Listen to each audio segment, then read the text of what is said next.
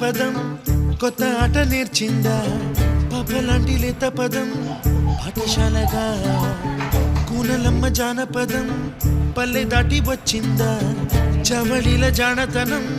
పాట చూపగా కుంచెలో దాగే చిత్రాలు ఎదురొచ్చేలా అంతటా ఎన్నో వర్ణాలు మంచులో దాగే చైత్రాలు బదులిచ్చేలా ఇంతలా ఏవో రాగాలు